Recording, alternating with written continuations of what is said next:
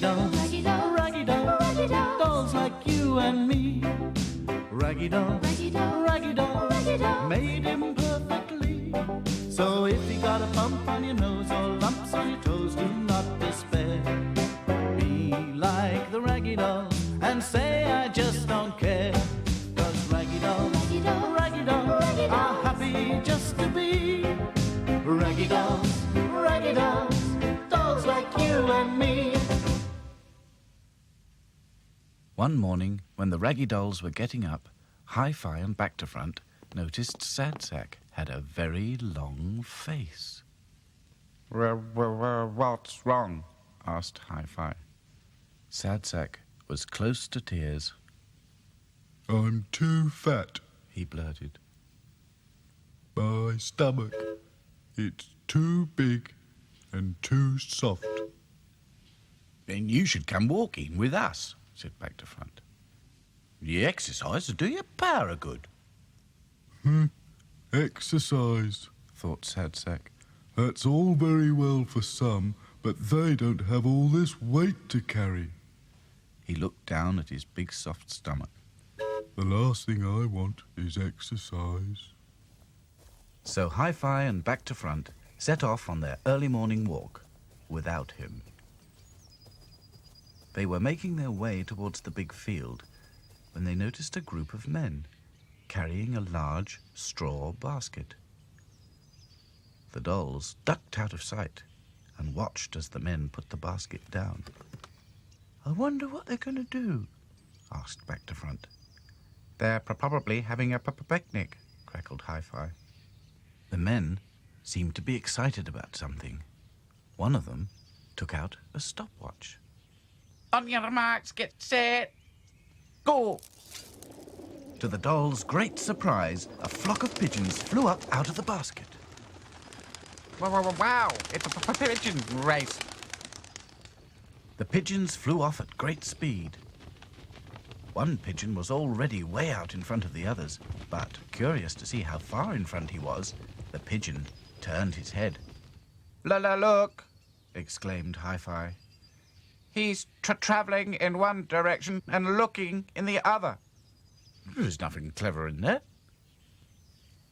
In case you hadn't noticed, I do it all day long. The pigeons slowly disappeared over the horizon.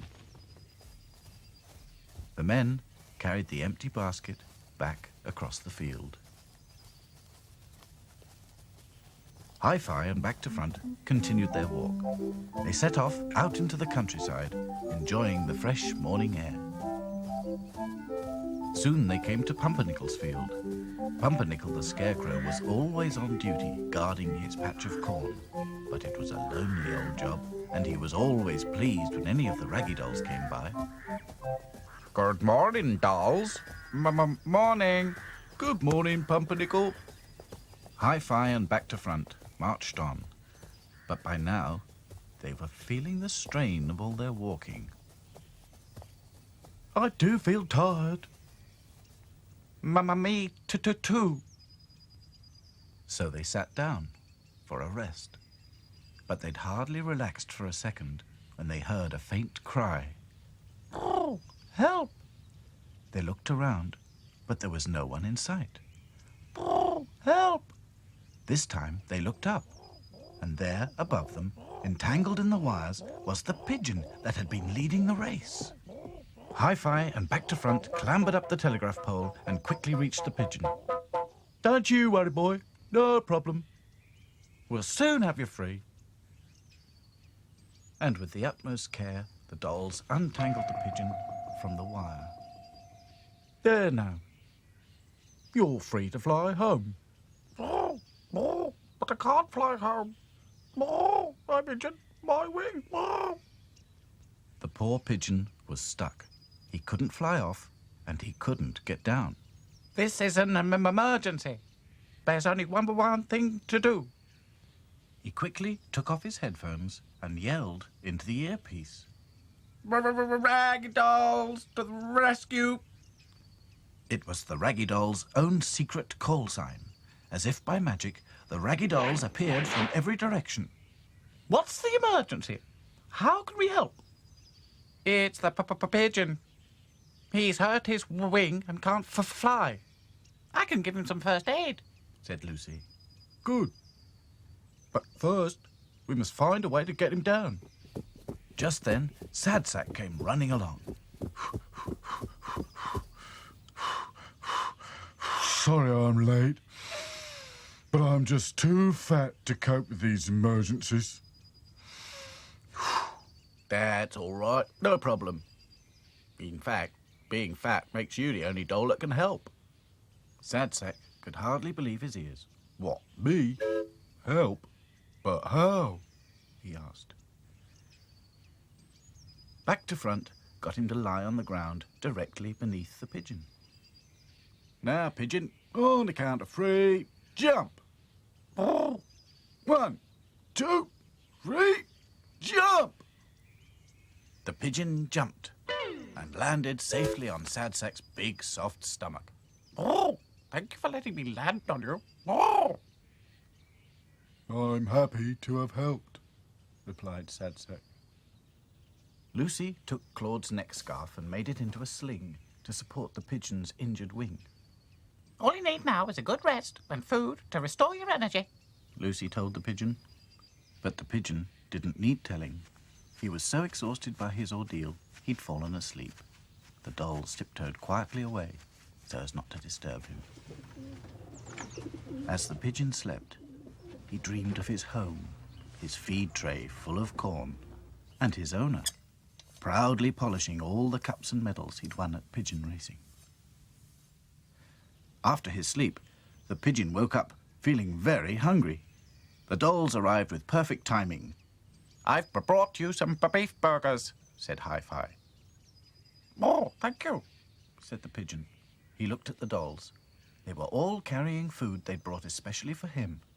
Princess had a portion of strawberry ice cream, back to front, some banana-flavoured milkshake, and Dottie some chocolate mousse, and Claude had cooked a special recipe, a bowl of French onion soup. The pigeon was very embarrassed. Oh, I don't know how to tell you this.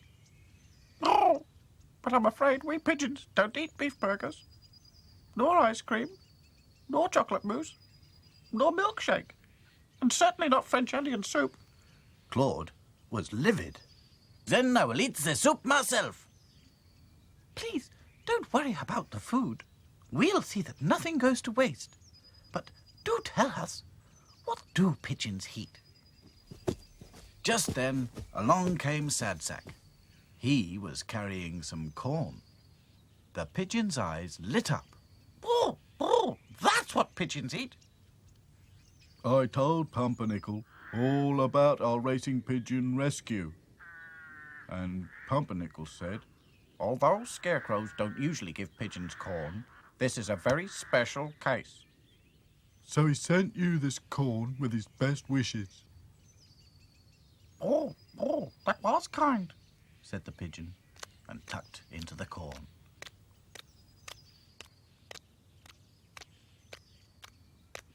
Oh, I feel much better now. Oh, I think I'll try and fly home. I think we should try some wing flapping exercises first. The pigeon agreed. Lucy removed the sling from the pigeon's wing. Good. Follow me. And she flapped her arms up and down, up and down. The pigeon did exactly the same, flapping his wings. Lucy flapped harder and harder, and so did the pigeon, who suddenly took off. The pigeon soared high in the sky, and tipping his wings in a goodbye wave, he flew off towards home. The Raggy dolls waved back, but Claude was still hungry. Surely it must be time to eat. The dolls agreed, and they all tucked into a scrumptious picnic of beef burgers, banana milkshakes, strawberry ice cream, and chocolate mousse.